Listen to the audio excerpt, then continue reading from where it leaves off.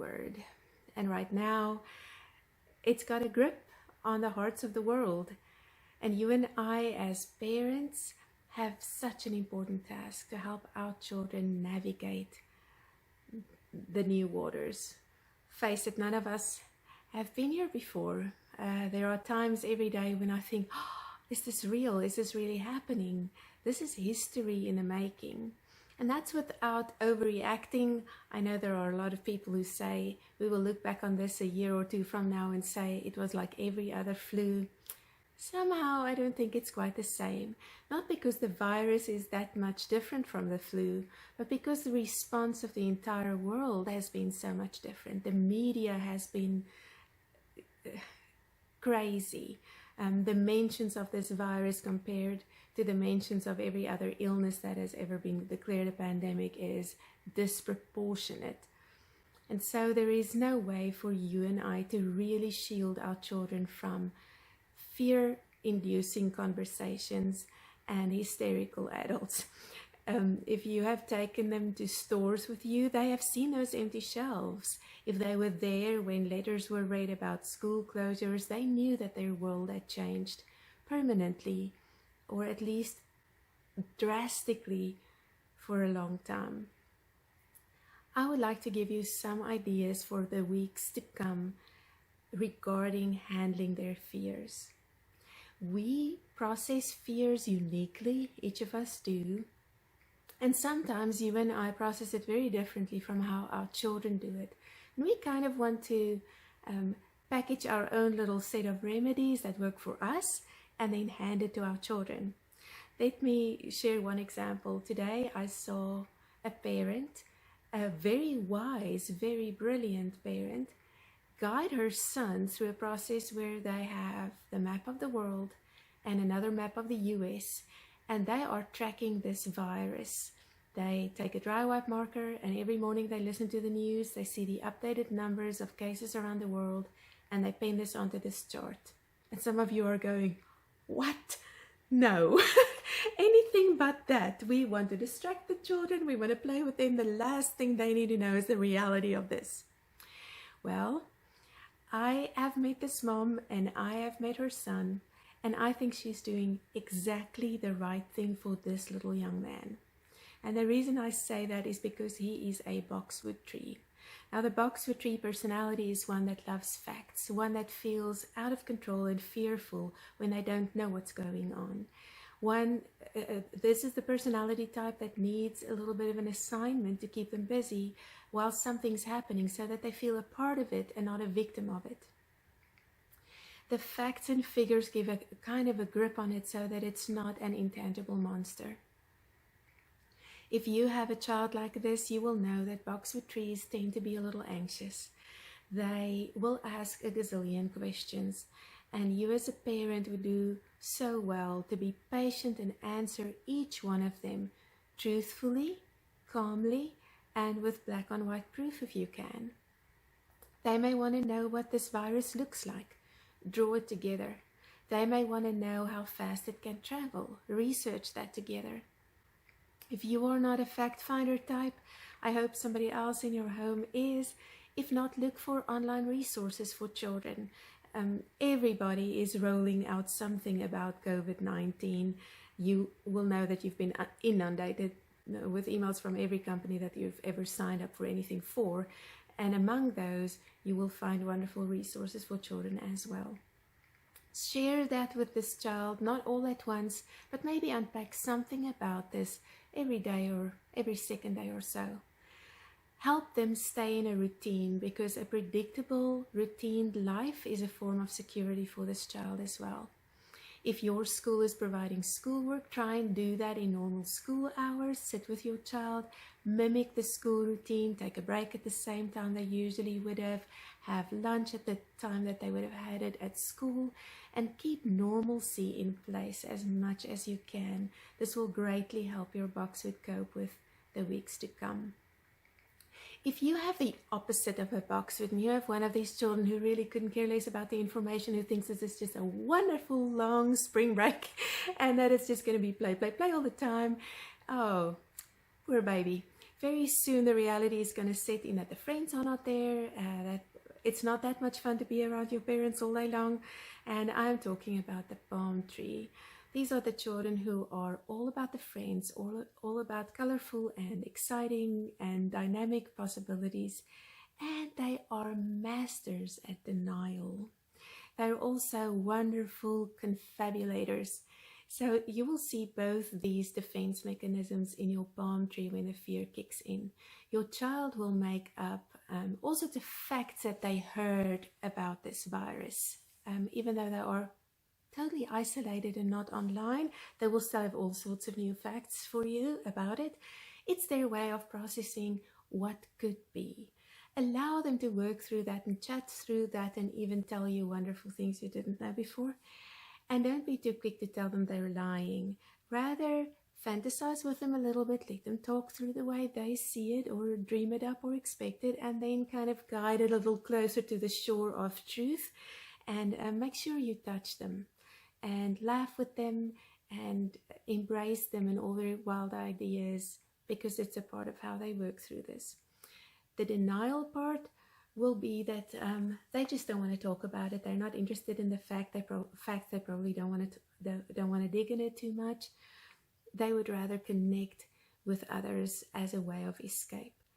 Allow them to do this, especially the younger ones. Make sure that you find ways for them to call friends and see friends' faces, and maybe even play games online, and I mean safe games, through FaceTime, and not necessarily through an app, where both of them are playing at the other end of a device, and they can still in that way have fun with friends. Maybe you have one of those introverts that I call the pine trees. Now, pine trees are peace-loving, people-focused kids, and even though they are not usually the center of attention, they really care about their people. Their main concern may be you. They are very sensitive to the atmosphere around them, and if you are anxious, fearful, and binge shopping, then they will pick up on your vibes and probably be quite concerned. They are the ones who don't need to know that your job is not secure. They don't need to know that people in your company are going to be fired. They don't need to know that people you know are getting sick. Please shield them from all people-related drama and trauma as much as you can. When they ask, don't lie, but always reassure. Say, for example, an elderly person in your family does fall ill and your pine tree is aware of it, and asks whether that person is going to make it. I would suggest that you say, we are praying for them, if you're a person of faith, or let's call them and hear how they are doing, or let's write them a little card and send them a note to wish them well, as a means of helping this child feel like there's something they can do without us making any promises. There are going to be losses, and these are the kids who are going to feel them very intensely and are going to have a hard time dealing with them in the short term. But if you are going to walk with them compassionately, they will be fine at the end of the season. They are kids who are going to enjoy the downtime at home. Don't overplay them, overstimulate them, or over-entertain them. Allow them a lot of time to be really, really bored, because bored in their world is happy and content. And in that bored, happy, and content space, they will think about a lot of their fears. You won't hear all of them. They will process them just thinking. If you see this normally peaceful child being extra withdrawn, it will be your task to move a little bit closer and say, hey, let's draw some of the things we thought about today, and sit with them. Don't ask too many questions, but create a safe space where they could ask the question that is wearing them down. And then talk slowly and peacefully, and hug them, put them on your lap, help them process by just being with you as a safe and secure person in their space. Watch your own body language and words as much as you can. Our fourth tree type is, of course, the rose bush. This is our other extrovert, and they're not afraid of anything. So this virus is something that they can sort out by themselves because they know how to wash their hands, and if it comes in their door, they're gonna do A, B, or C. This is the child who thinks it's ridiculous that everybody is so afraid because they're not. Now, of course, I'm kind of generalizing, but typically this is a child who will not want to talk too much about the facts, but has all sorts of plans to fix the problem. This child may also tell you how to fix the problem, and I would be surprised if you don't get a shopping list and all sorts of instructions and somebody who's willing to plan all your days for you, and they will be very, very resistant to what's handed down from school for every day, because if you're home, you don't have to do school. They're going to try to push the boundaries a little bit. I feel for you, especially if you have more than one rose bush, because where the school took over a lot of the task to tell your child what to do and when to do it and how to do it and how fast to do it, it's now all on you. And rose bushes, for some reason, just take the rules in school much more seriously than the ones at home, typically. And so it may be the first time you have this kid in a routine with certain tasks to accomplish, first time in a long time. And you are going to have to be really strong. Even though this is a wonderful time for family and a wonderful time to do all sorts of new and creative things together, you want to establish the boundaries with your little rose bush at home all day long, quickly. They're little world conquerors, and one such conqueror once was asked, so are you just going to take over the whole world? And he reportedly answered, no, just the countries with poor government. Now make sure your country, which is now your little home, has good government, because if the authority is just lying around, they will pick it up.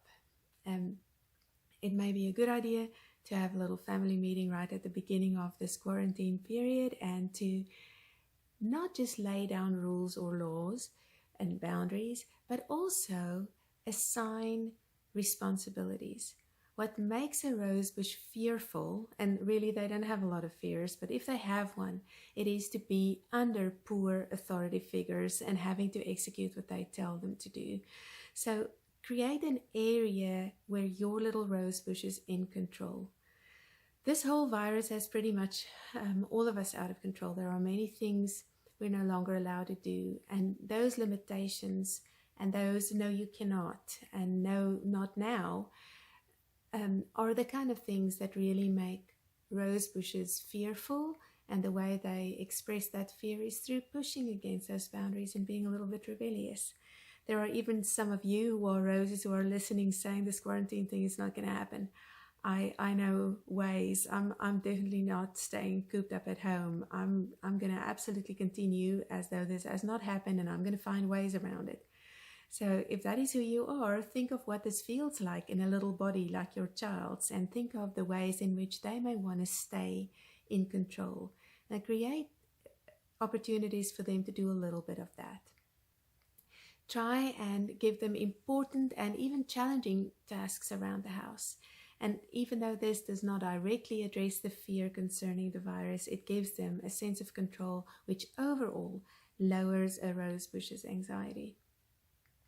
It's likely that your rosebush will take on a role as 2IC, second in command, and command everybody to wash hands and tell everybody what they shouldn't and should do. This is a way for them to use one of their strengths, which is leadership, to serve your family. Teach them how to do that kindly and gently, and they will be a wonderful second in command to you, and a wonderful extension of whatever you have decided will be rules in your home in this time. In closing, just a reminder that most of our kids are a combination of tree types, and on our Tall Trees website, and possibly also on my own page, Hetty Brits, author speaker, you will find more information if you feel you need to get a grip on who your child is. If you see behavior that you're not sure whether you should be concerned, It always helps to have an idea of the personality type you're dealing with, because then sometimes the behavior is normal and you can just give support and love. And Tawdry's Kids Profile Report will also tell you what support and love looks like.